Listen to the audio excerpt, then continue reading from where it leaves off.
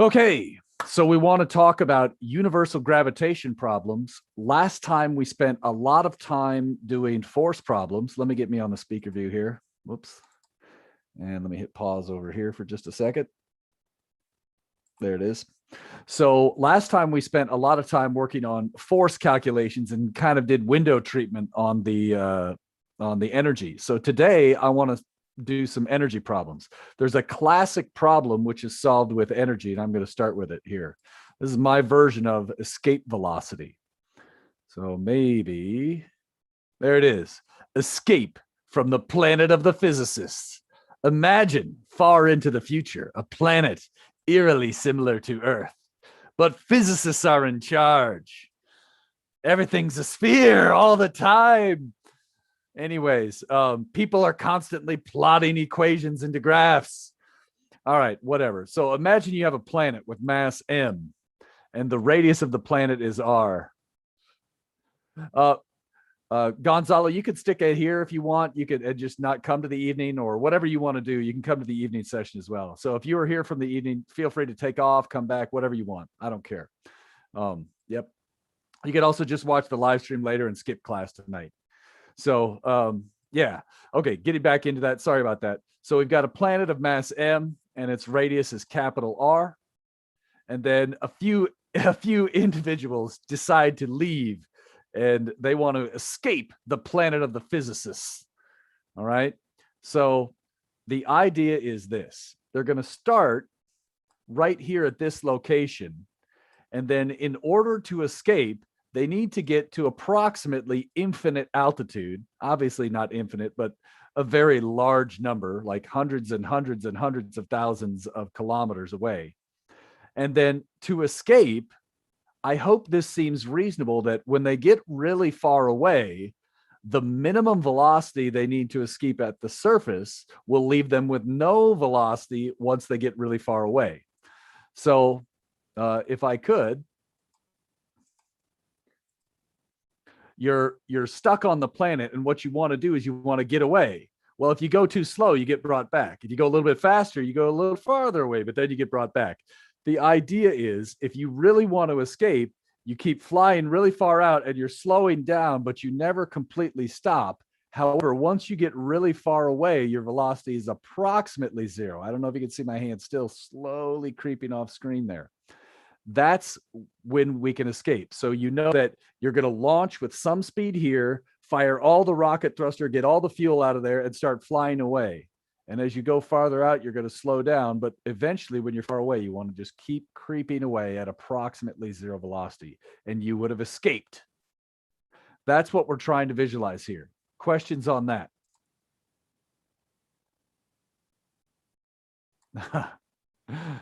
Sure. Okay.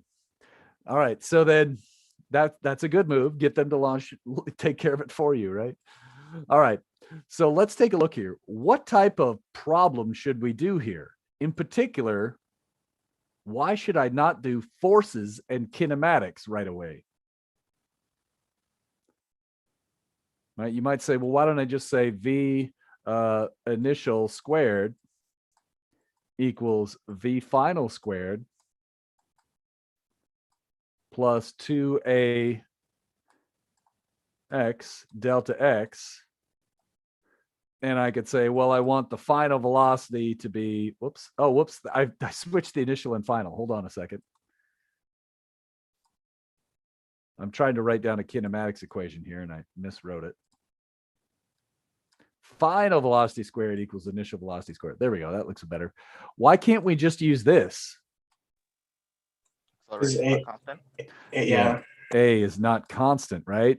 As the distance between them changes, this might get an approximate result, but it's probably really far off, because as this thing moves, now you could split this into stages and code it, and that's what we're going to do tomorrow. So if you split it into small enough stages and code it, then you could use a kinematics equation to figure it out. But let's say we didn't have that option. What's another technique we could use to analyze speeds and distances in this problem? Other than forces, other than kinematics, what else could we use? Energy. Energy. So we could say E initial plus work done, non-conservative and external equals E final. All right. Now, in this case, if we ignore air resistance, right, we're assuming drag is negligible, right? So maybe it's a really long railgun, whatever.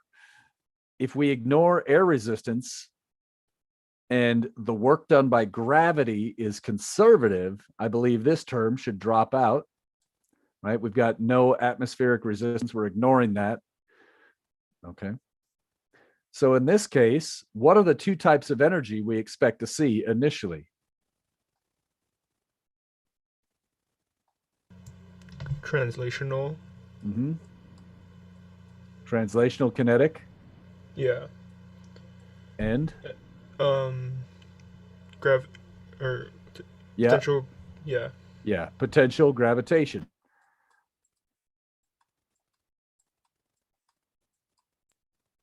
Now, this is going to seem a little bit weird at first. Two of these terms go to zero.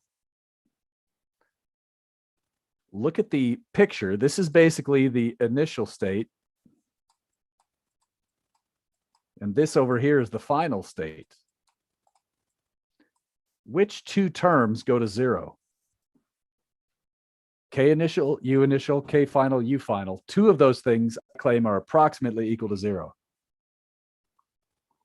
Is U final 0? Why? What's the equation for U?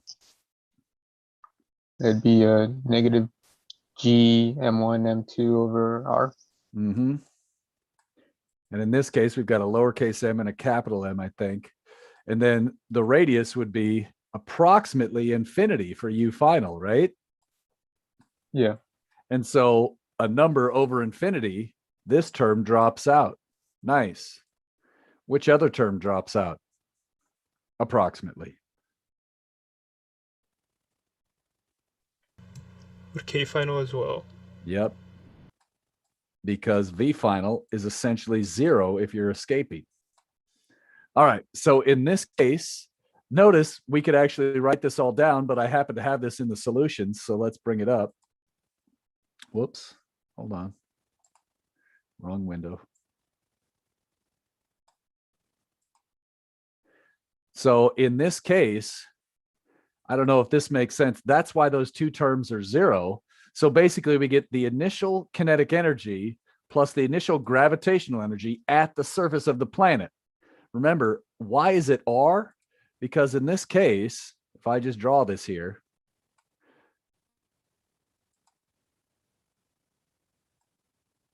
right, the distance between those two centers when you're starting the experiment is essentially from the center of the sphere to the center of the satellite. Well, the satellite has negligible space pod or whatever, right? Think about this on the planet Earth. It's 4,000 miles from the center of the Earth to the surface, and it's maybe 10 feet to the top of a space pod, or even if it's 100 feet, that's negligible. So effectively, the radius that matters for the initial state is essentially the surface size of the planet. Okay.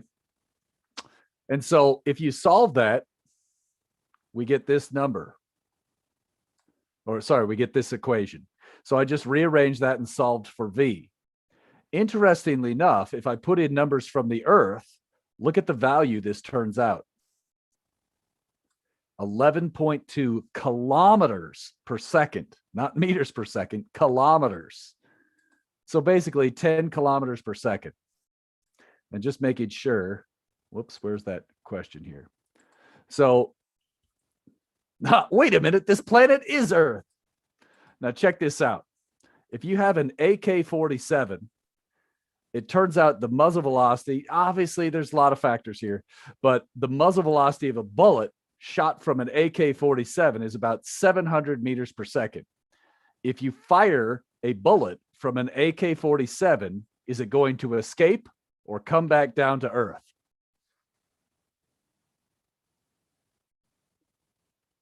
Come Come back down. Yeah. So try, I know you're going to be excited when you finish this semester. Please try not to shoot a bunch of AK-47 bullets up in the air, because they could have come down and they might kill somebody. So let's just cut the AK-47 celebrations after lab this Thursday. All right. You guys are just getting out of control. Whatever. All right. That's my attempt to try and entertain you. All right. Here's one. Whoops. So some common, hey, there's Lompoc. It's often advantageous to launch satellites from launch sites close to the equator, Texas, Florida, right? These are all in the southern half of the United States. Why aren't we launching them from, Alaska and such? What do you think? Any guesses? Is it because of the curvature of the Earth? What do you mean? I would imagine because it's not a sphere, so the curve might be different at the equator. Okay, maybe there's an equatorial bulge. Is that what you're saying? Mm-hmm. So you get a little bit of height that way. Okay, true. There's another probably much more significant reason, and it helped us compete in the space race against the Russians back in the day. You need energy to launch, right? Let's see if I could. That was a good guess. This is going to be a simplified drawing of the planet. Here's the planet Earth. And Is there more energy at the equator? Why? I have no idea. All right. Thermal energy. Give me a second here. This is not a very good picture here.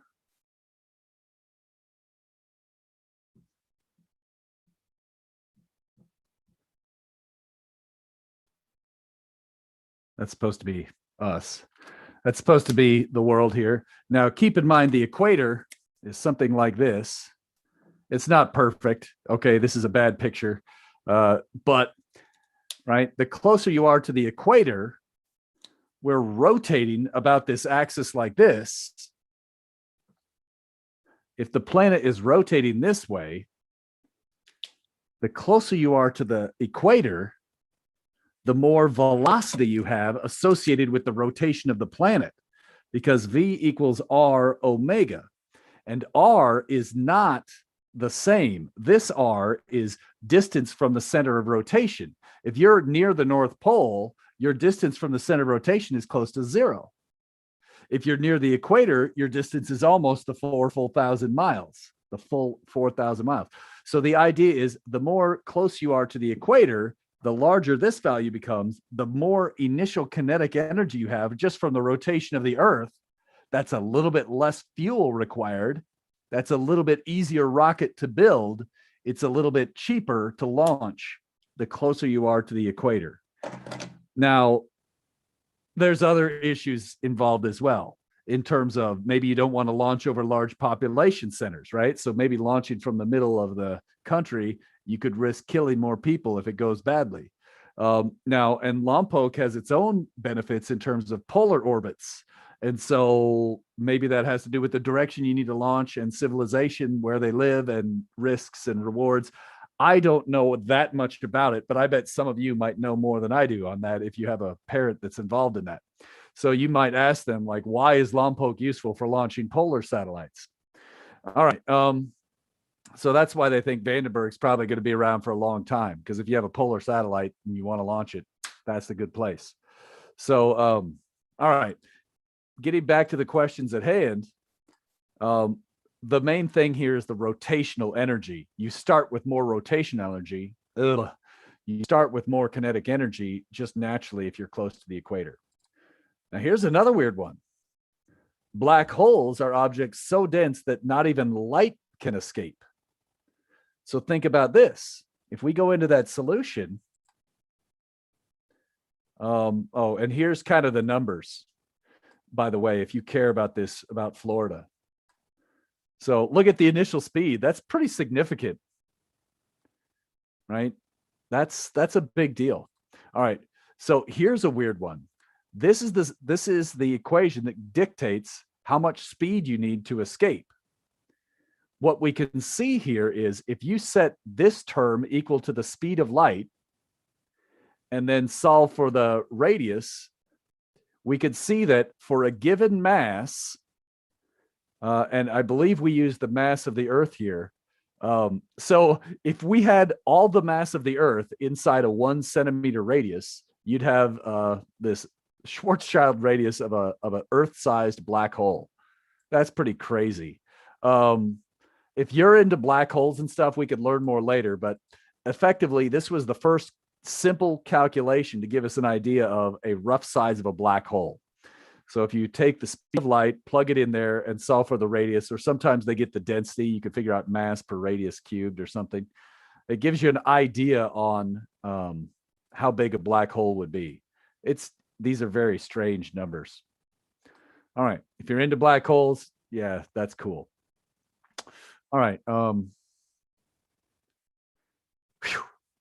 This is an interesting variation here. If you wanted to actually understand elliptical orbits, I think I emphasized earlier, it's much easier to code them than it is to try and do this paper and pencil. However, you could actually figure this stuff out. And I did do that for you. So if you want to walk through it, you can learn about this. One of the things that I wanted to show you here is this particular word, CubeSat. I don't know if you know what a CubeSat is, but they're very small satellites that are approximately 1 kilogram in size. And they launch these from Cal Poly. So those of you that are transferring to Cal Poly, you can actually get on a club that does all the math and communications with these little CubeSats that they launch. And I think even like Bill Nye came out and launched one with them once. But the students actually are doing all the work to communicate with these satellites and run them. So if you're interested in that, it's a really cool program. I think it started as a joint project either between Stanford and it was either Stanford or Berkeley and Cal Poly. So that's a really unusual opportunity. You could get into that right away if you're transferring up to Cal Poly and that interests you. Enough on that. Let's try 13.11 now and try to see where this comes from. So right now I'm going to try and go through 13.11 and explain where the energy equation comes from. We've been using it over and over, but I want you to see where it comes from. So let's take a look at that. And I guess before we do that, any questions? I've been talking a lot. Any questions? All right. And interrupt me if I cut you off too soon. All right.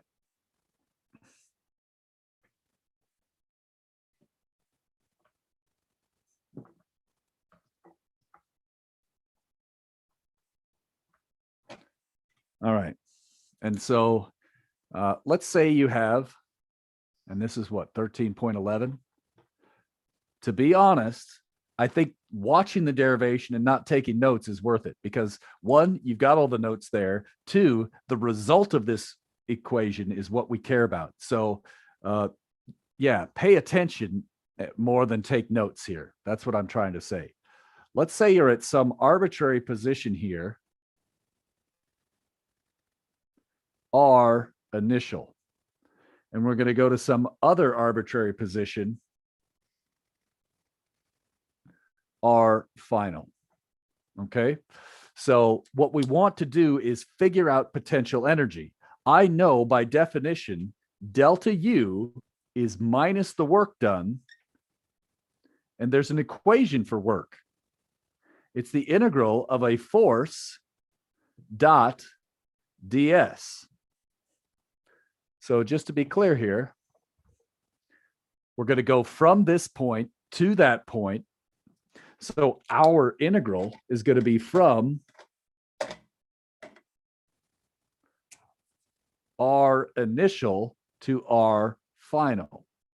For us, ds is going to be dr in the r hat, right? I'm moving radially away from the planet. You could say it's in the x direction, but it's also the same thing as radially away. We're going to move radially away.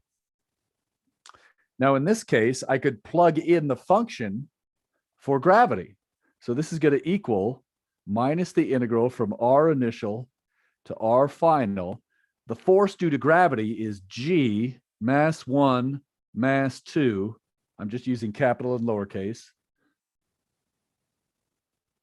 All over r squared in the negative r hat times dr in the r hat. And actually, it's a dot product there. Let me write this correctly.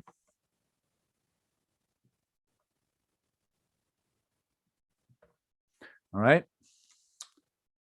So it's the gravitational force dotted with the direction I'm moving, which is radially away. What's this dot product turn into? What's r hat dot r hat? 1. 1. 1. Any hat vector dotted with itself. If I took Taco Bell hat dot Taco Bell hat, I would get 1. Okay, zebra hat dot zebra hat, Chewbacca hat dot Chewbacca hat. Any hat vector dotted with itself is 1 by definition. So that means I've got a minus sign left over. You see it? I wonder where that minus sign comes from in the energy equation. So I'm going to highlight that now, and I'm going to factor out the constants.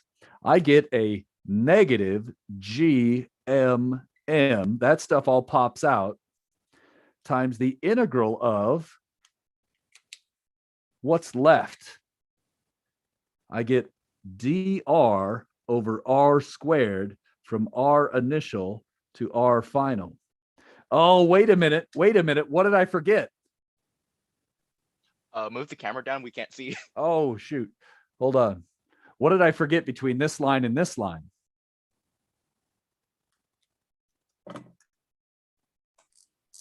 The negative up on front. Yeah. So the key in this question is keeping track of your minus sign. So there's another minus sign here, which makes this positive, right? But we're going to get another minus sign from doing the integral because it's a -2 power. Sorry about the board there. Let's get this down in here now. So now when I run this thing, the integral of this is going to be what? -1 over r.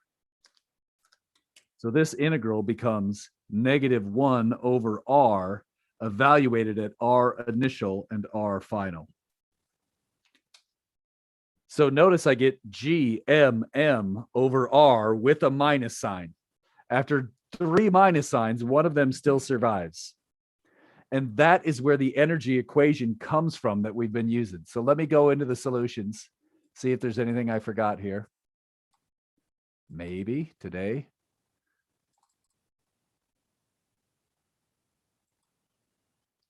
All right. Which problem was this? I think it was the next one, right? So there's all the math worked out as well.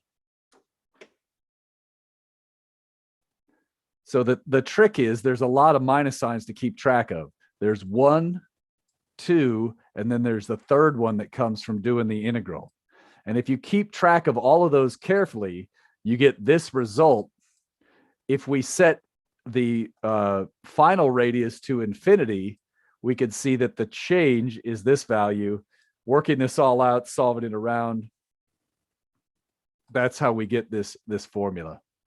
So that's the result for the energy stored between 2 point masses that we've been using. This is why we have the minus sign in the GMM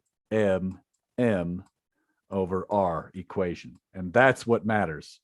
So we are going to use this result. If you needed to see it derived, there it is. Questions about that? Well, I've got it up here.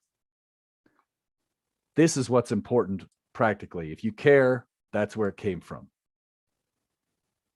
All right. I feel like I did my duty on that now. Let's see.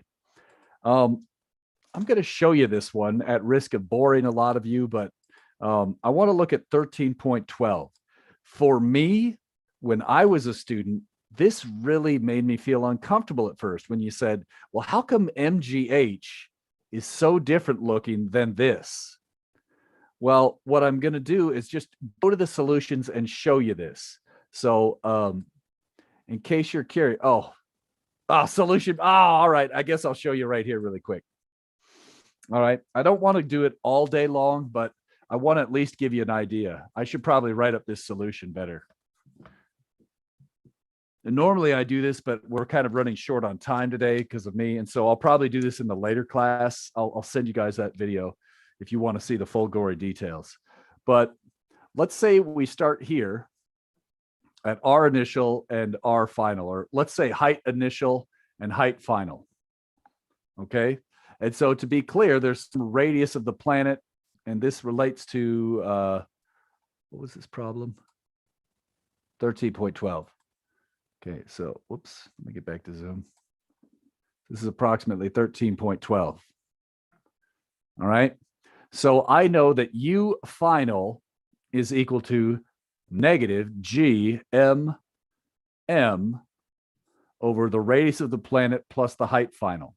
I know that U initial is negative G M M over the radius of the planet plus the height initial. Now, what I want to do is I want to take this to an extreme case where height initial and height final are both much, much less than the radius.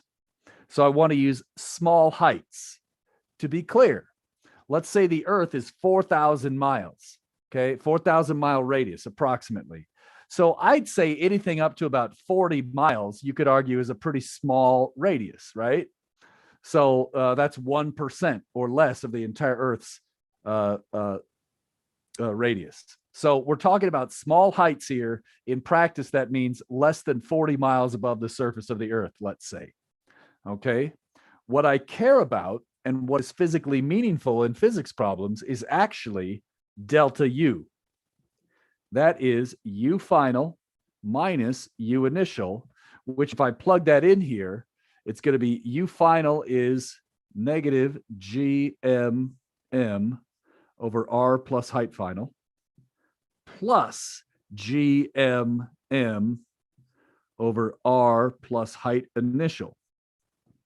And here's where the problem gets a little bit funky looking.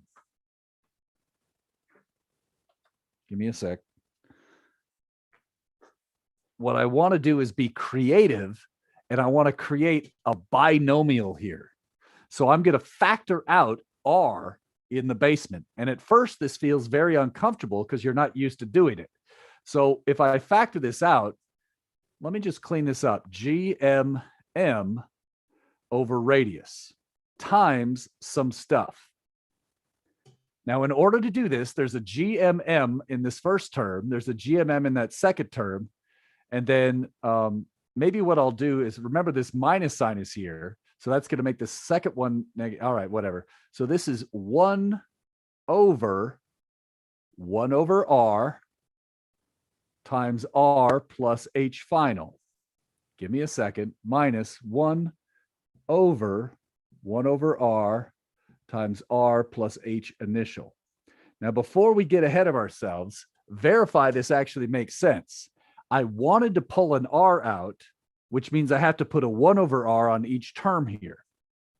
That's the trick.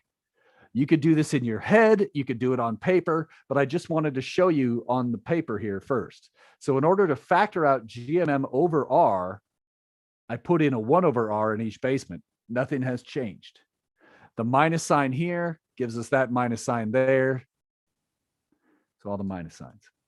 Now I'm going to rewrite this another way. I know this seems crazy, but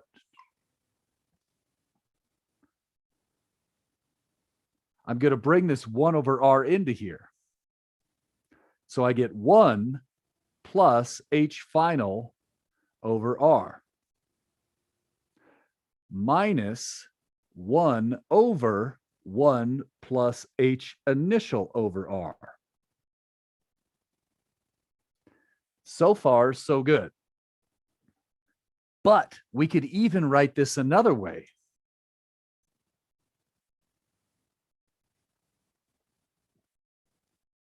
I'm going to call this 1 plus delta to the -1 minus, I'll call this delta final, minus 1 plus delta initial to the -1. Now, this looks pretty crazy at first, but trust me, this will pay off eventually. The idea here is delta final, that's supposed to indicate a very small number. H final over R is really small because we assumed it at the beginning. So notice H initial over R should be much less than 1. Let me show you that. H initial is much, much less than R. So H initial over R, just divide both sides by R, is much, much less than 1. So in this case, that is where I'm going to write it this way. So far, so good, I hope. This is a trick that is used all the time by physicists, so I do have to show the physicists in the class this. Some engineers will use this too. So what we're going to do now is I'm just going to rewrite this.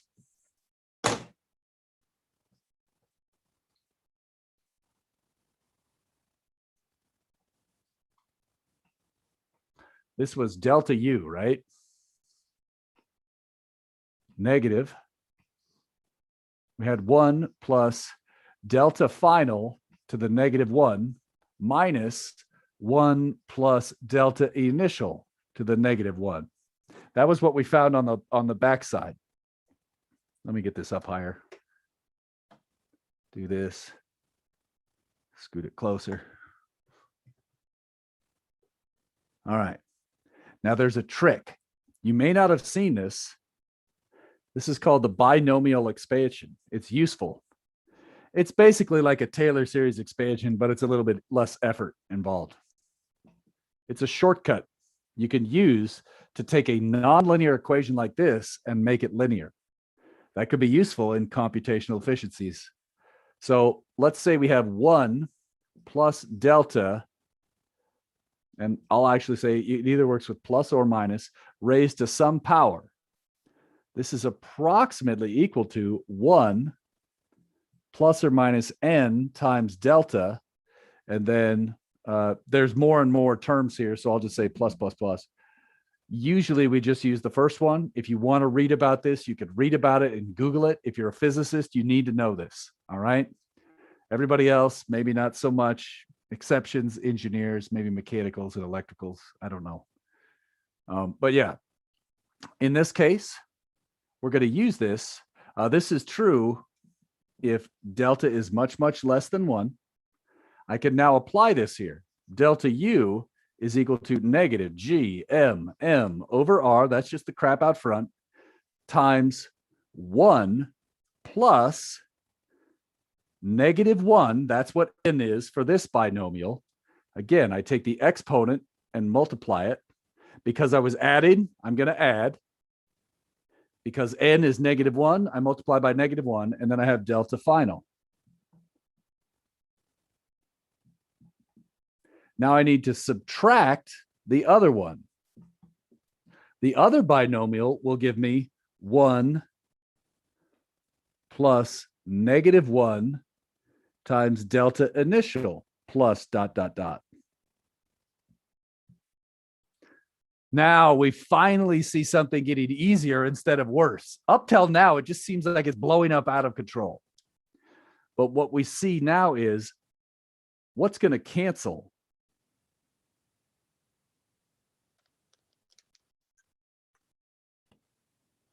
What term in here will cancel with what term in there?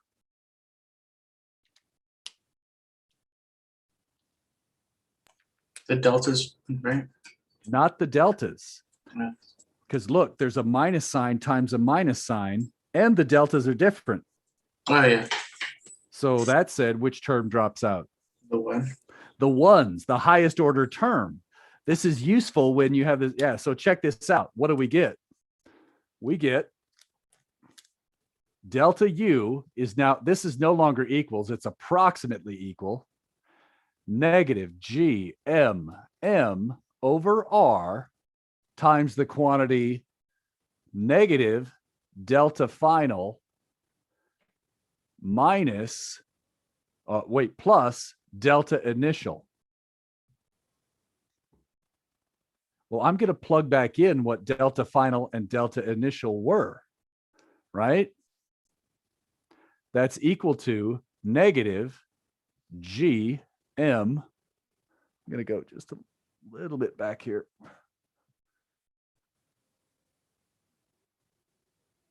Negative G M M over R times the quantity delta final was height final all over radius. And this one was height initial over radius.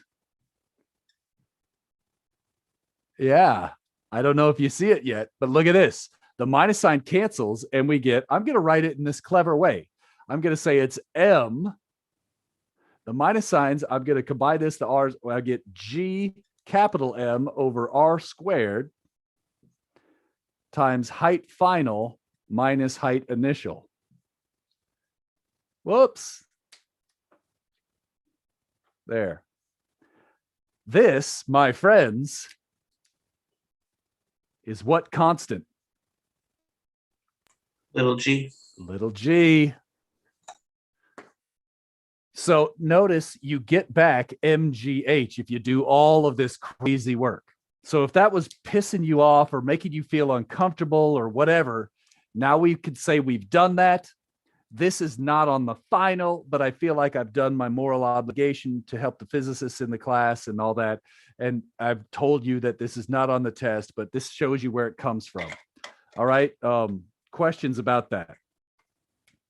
If you want, we could go over it more in office hours. I'd rather do that then because I want to focus on things that's going to help everybody. But I think this binomial expansion is a trick that physicists use a lot and some engineers probably use. So if I could, I'm going to go back to this will not be the last time most of you see the binomial expansion. Today, computer, what's going on? There it goes. All right, sorry about that.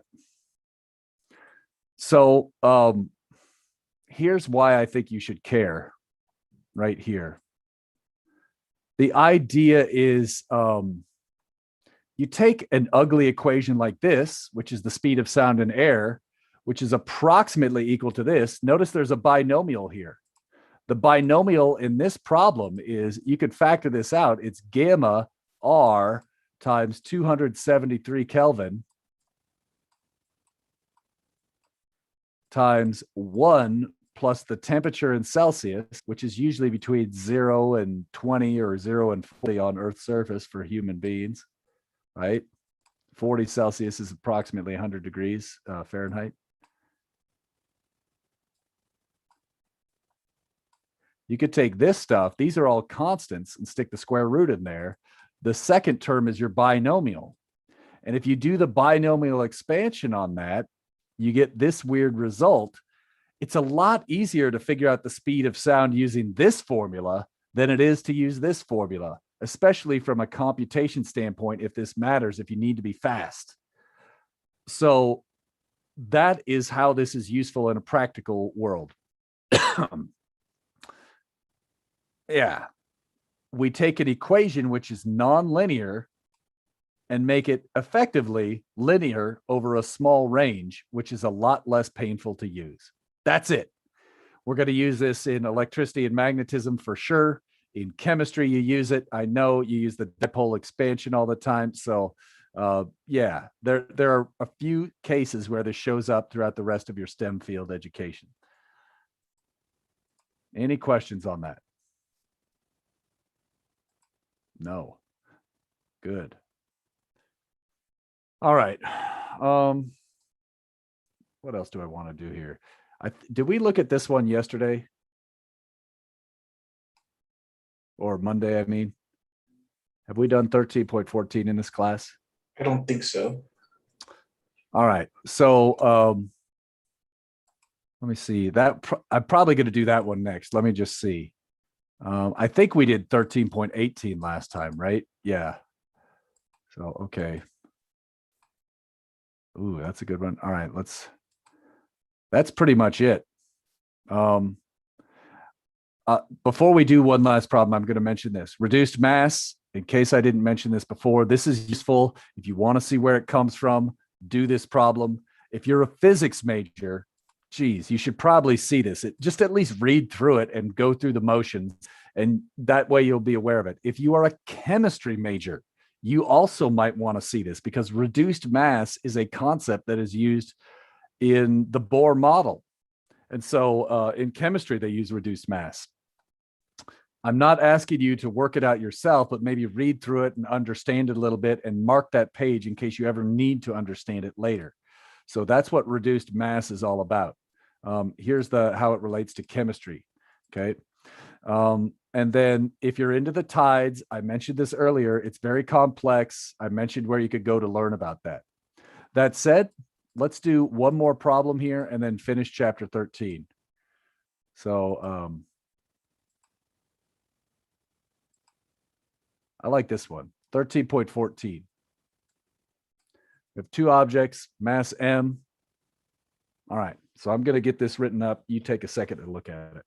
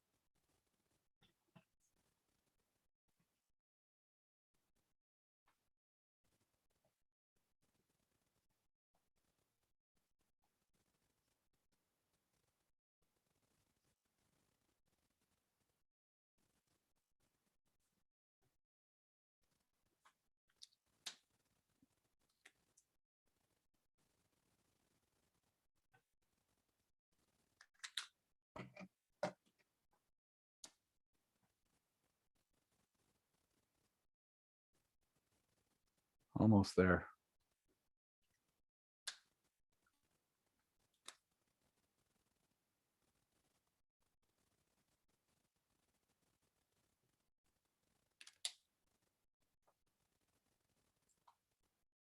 All right.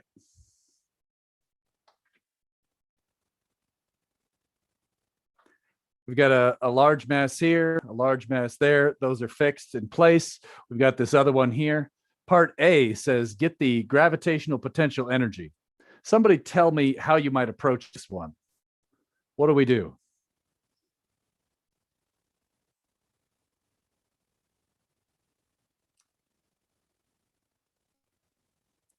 I want the gravitational potential energy for the instant shown. Start with force vectors. No. No. Gravitational potential energy, we could, now it's not to say you couldn't do it that way, but that would end up taking some time. Now it happens that would help answer part B, so that's not a waste of time.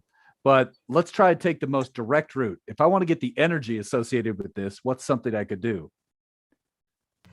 Find the distances. Okay, the distances. So what are the distances in this case? What's this distance here?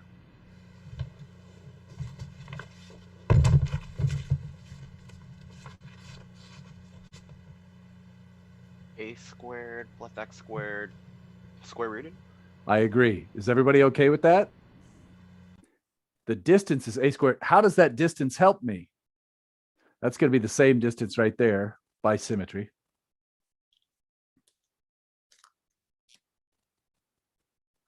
We're trying to get potential energy. What letter is that? U. U. And I want the total potential energy. So what's that going to be? It would be a potential energy of like the bottom sphere to like the one out. Okay, like right there. bottom. Yeah. Okay. and then 2 on 3. I don't know. I guess you have to kind Are of you label the calling this spheres. one 3?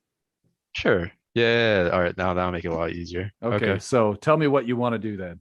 Okay. So U of 1 on 3, and then U of 2 on 3, and then U of uh 3 is that? Oh, and then 1 on 2. Yeah. And so just so I don't have to think so much, I usually start with 1, 2, then go to 1, 3, then say I finished the ones. Now I go on to the 2s. I've already done 1, 2. So I pick up at U2, 3. Nice. But something like that. How many different pairs? There's this pair, and that pair. Nice. What's the equation I stick in? Negative G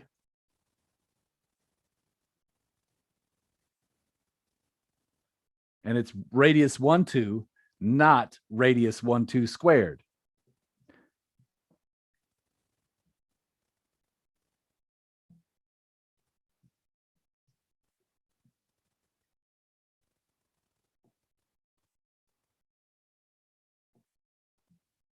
So once you've done this, a lot of times you skip this first line and just write this.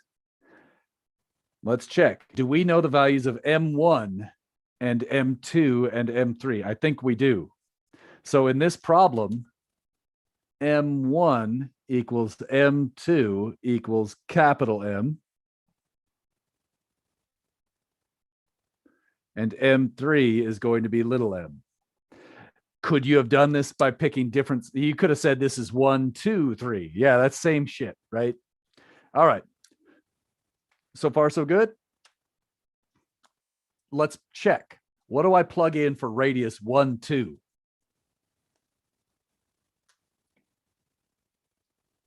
Two. Yeah, so that one would be 2a. And then radius 1, 3 would be what Nick was saying.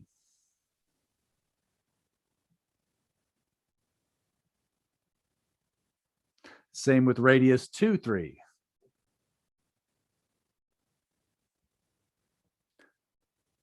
What do you think? Could you guys handle that? I hope so.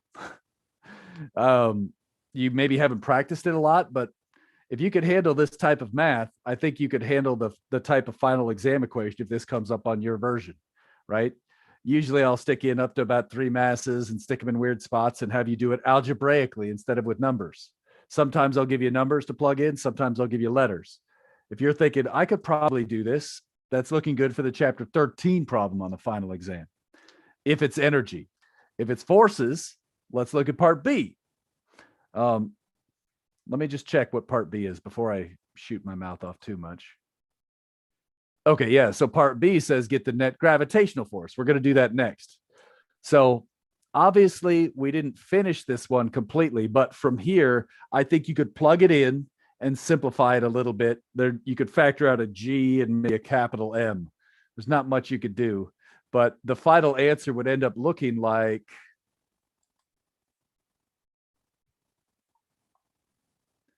that mess. So maybe I could have even factored out the capital M, but whatever. That's the answer, and we kind of showed how you get that. You're not showing the screen. Oh, shoot. You mean you can't telepathically read my mind? Come on. Students these days.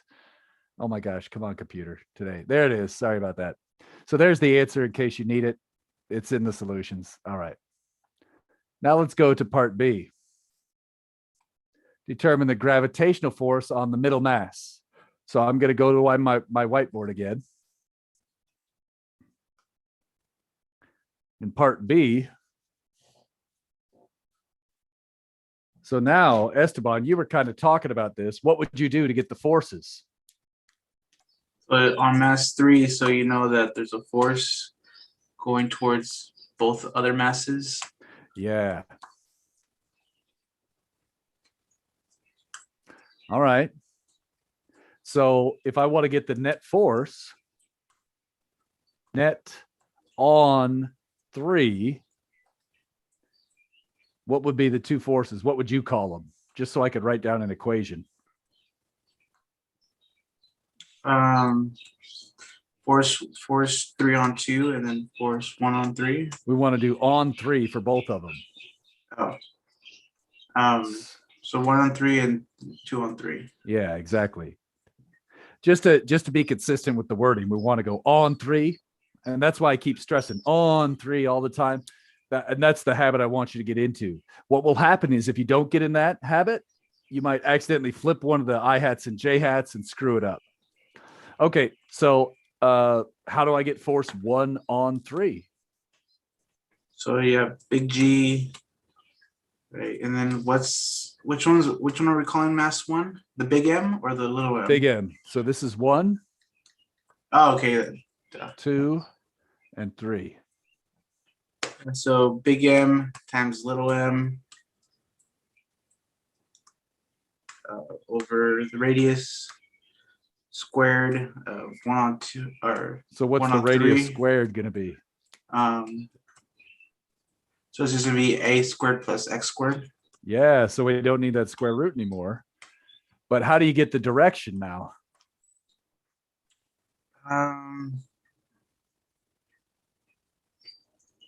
It's tricky. Do you agree? It's going to take some time. You could do it, but do you agree it's not obvious instantly? Would you find it the angle, or what would you do? I'll tell you what I would do. I would use the format like this: R vector over R cubed. And what I would do is I would say, well, I'm going from 1, 2, 3. R 1, 2, 3 vector is what? If I'm going from 1, 2, 3. Oh, and this is negative. Yeah, right there. Going from 1, 2, 3. What's the vector in terms of A and It would be negative A in the I hat, and then X in the. Oh, I'm sorry, got it backwards. That would be X in the I hat, and then negative A on the J hat. like that, right? Okay, so that's what I would shove in because that takes care of the angle for you. That basically does cosine and sine because X, right? X over that is effectively the cosine. Mhm. And Y over that is effectively the sine. Well, X gets put over an extra factor of R down in the basement down in here. So again, what I would just want to emphasize, this is where the vector becomes useful. Instead of saying negative R hat over R squared, why not do negative R vector over R cubed? That's the same thing. And as a result, this becomes easier to write. We get, for this term, it's going to be negative X in the I hat plus A in the J hat. Remember, that's minus R vector. It's not R vector, it's minus R vector. Let me get that up close. Let me lower this down. Because you want to go the other way. Yeah.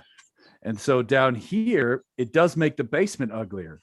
We get A squared plus X squared to the 3 halves. Now, at first, you may say this is ugly. It turns out you do get used to this. And I can guarantee you we do this over and over and over again this way in Physics 163. So this is a quick way to write it out that works every time. Now, there's another term, right? Check this out. We know there's going to be a G, capital M, little m. I know I'm going to have the same size radius down here because I'm doing the other one. Just to give you an idea, right? We just did the upper force, this one. I'm going to do this one. Shouldn't it be the same size? These two masses are the same. The distances are the same. They should be the same size force. The only difference should be right here. Well, gosh, the only difference should be right here. What's going to change for that one? The signs. Of which one? Both? I hat only or J hat only? Only J hat. So it's basically exactly the same as this, but I flipped the J hat. Right? So this is going to be negative x in the I hat minus a in the j hat over a squared plus x squared quantity to the 3 halves. Now I know that's a little faded there. Apologies. All right. Probably wouldn't have chosen green if I could do it all over again. Here's the thing. This is what I want you to get out of this. Can't you just look at this problem and say the j hat part should be 0? You say, I got as much up as down. Shouldn't this part cancel that part? You bet. So when I look down in my math, you could either do one of two things. You could write it all out and use that fact to check, yes, indeed, this term cancels that term. Or you could also just not waste your time with the j hat term and say, look, in this problem, I could have just found this force and doubled it. Right? I'll just get the x component of this force and double it. That's the same thing as saying, look, I know this one's pulling this way, and then this one's pulling that way the same amount. Why don't I just find that component and double it? After all this, we get g, we get negative 2g, big M, little m, over a squared plus x squared to the 3 halves. The 2 comes from, there's 2 of them, times x in the I hat. Now again, the minus sign I brought out front. It's negative I hat. There it is. So you could also just say, group that negative I hat here at the end, just so it's more visible. What do you think?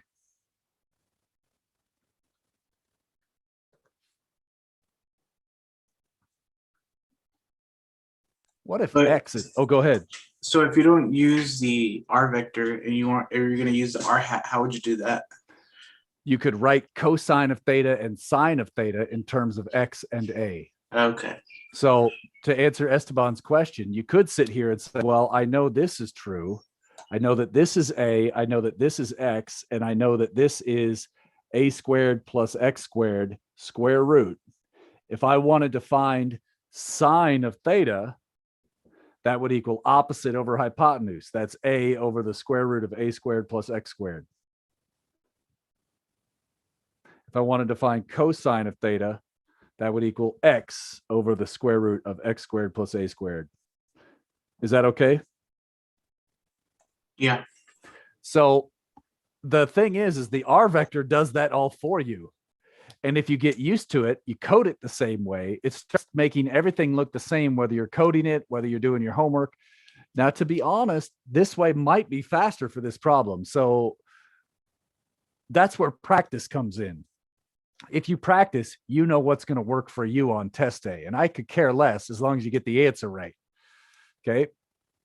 So this is essentially the other variation of the type of question you might get on chapter 13 on the final. Some of you might get energy problems. Some of you might get force problems. You could do it algebraically. You could do it with numbers. You should be able to handle that. I'm not going to get too crazy, but yeah, so far so good.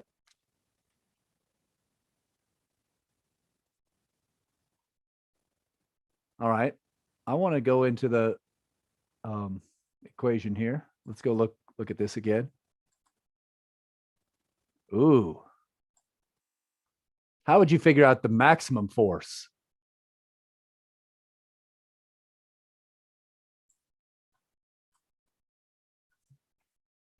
Will there be a maximum or not?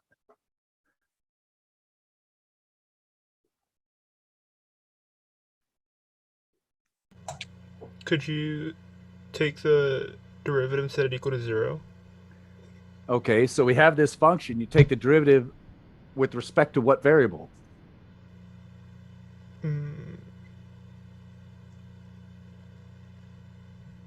So I think the force just keeps getting weaker because what's between both masses, the x component is 0. Okay. And the y components cancel each other out. And the further you go, the forces just keep getting weaker, no? No. with At- x. Let's think about it. Let's think about it carefully. Whoops, wrong one, wrong one. Let me hit the right button. Hold on. Oh, come on. Let me make this bigger. Boy, I sure wish we could just simulate this. Oh, wait, that's what you're doing in lab, right? So you could do this in lab and get a feeling for it, right? If you could simulate it. But just to point out, do you agree if you're sitting right here at the center, there's no force whatsoever? Think about Right. that. Yeah. So the force would be 0. Now out here,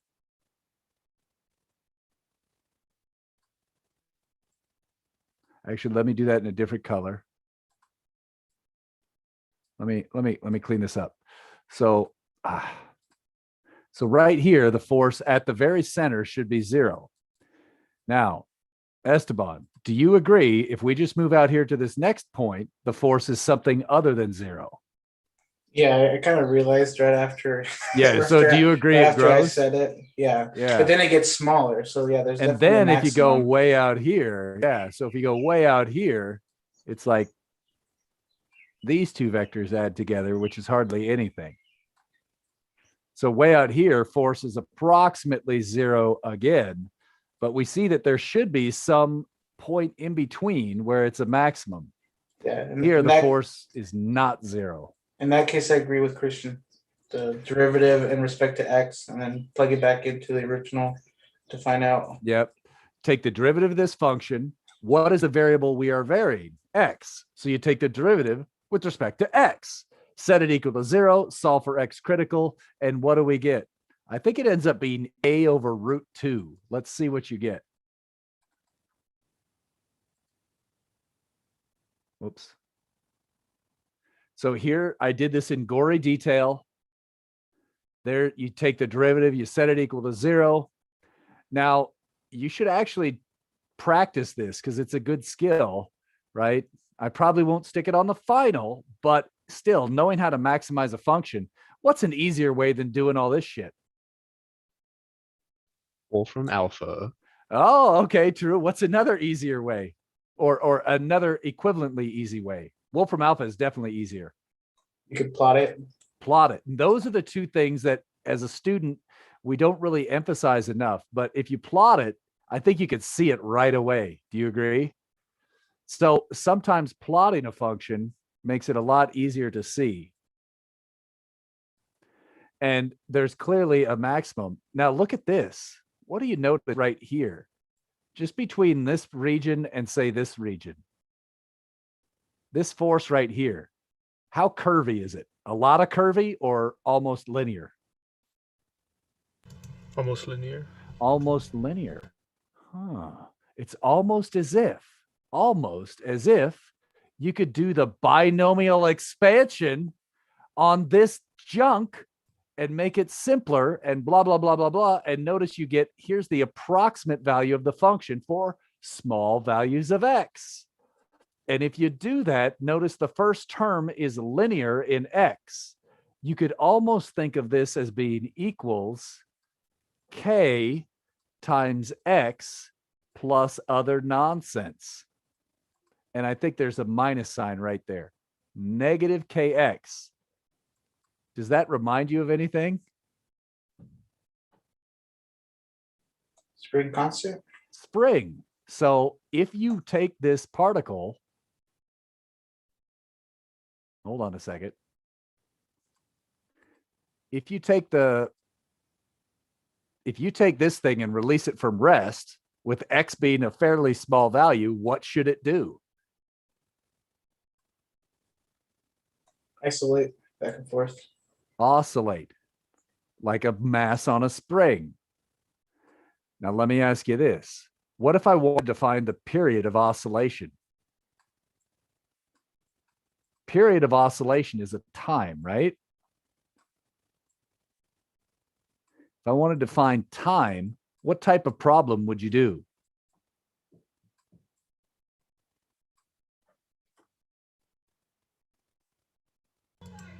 Angular kinematics. Well, is this thing changing angles or is it just moving in 1D? It's In just going 1D, back and yeah. forth, right? So there's Mhm. so angular kinematics would be overkill. We could just use regular 1D kinematics, right? Okay. What's the problem with using 1D kinematics in this problem, however? The acceleration's not constant. Ah, so how could we handle that?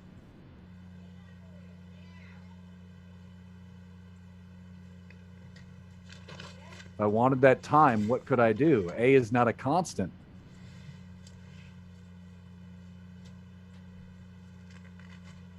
Could we make a function?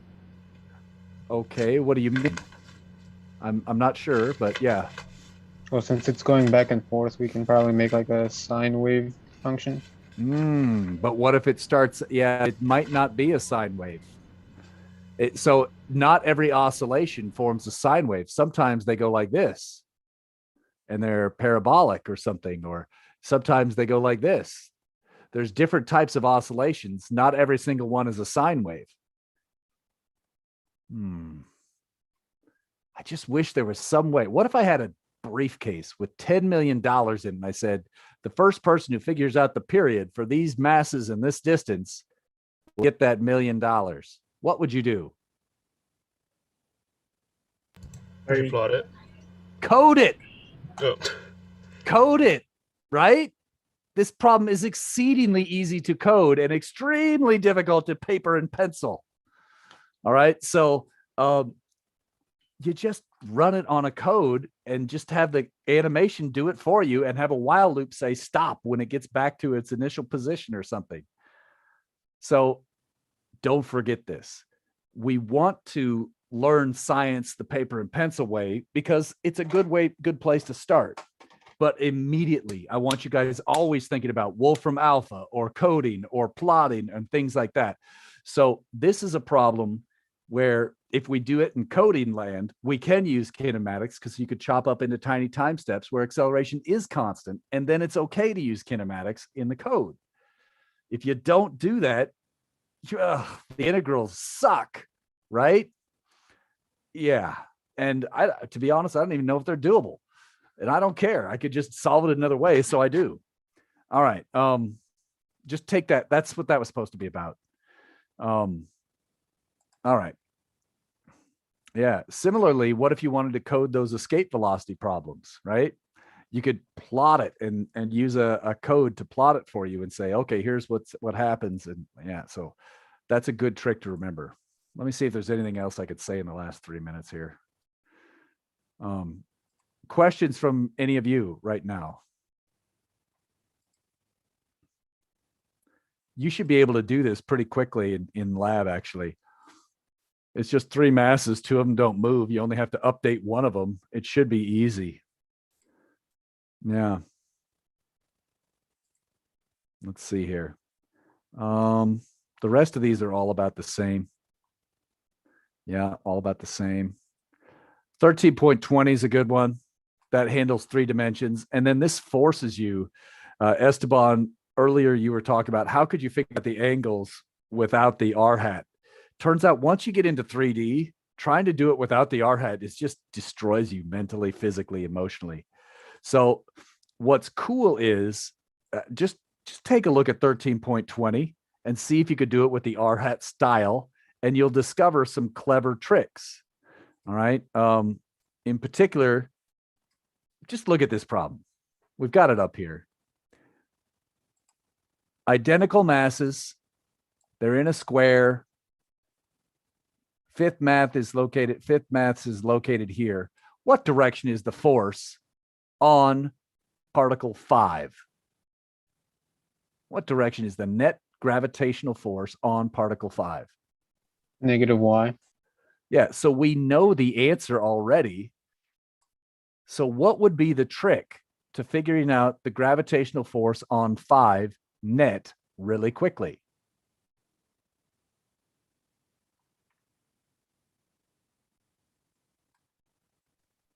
Just calculate I hat. Just get energy. get one of them. So let's say this is R1 to 5. You could write that as a vector. You could get force 1 on 5 And that's going to be g m squared over radius 1,5 cubed times negative radius 1,5 vector, not hat. Again, I'm using the vector and the cubed versus the hat and the squared. And then after you get this, just do 4 times force 1/5 x component. And you're done. It's not as crazy as it looks. So this problem initially, you're like, oh, this is going to take all day. It's really just write down one force equation and get the x component and multiply it by 4. That's the trick. Isn't symmetry awesome? So try it later. And one last problem to mention here. This is a good problem for right here, 13.21. This one has no symmetry in it. And so if you are curious to see how these work out, you could do it all algebraically, because I know if you could do this algebraically, you could do it with numbers. So I really believe if you could do 13.21, you can handle the exam equation, because this has gravitational energy, it has force. So notice, so I think if you could do this question, that's a good test to see if you're ready for chapter 13. And in particular, I want to make sure I'm not lying to you here. I think I did a lot of extra work on that one.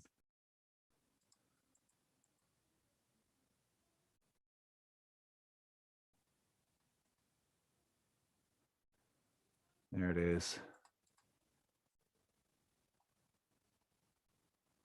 Yeah, I think did I do this one in different styles? I don't know, but there it is. So it's all worked out there, and you can kind of get used to how these end up looking. So depending how you want to do this one, there's a lot of different ways. And let me check the chat here. Sorry if I've been letting that go. Yes, Luke. For the force questions, you could either do r squared. It's because of this.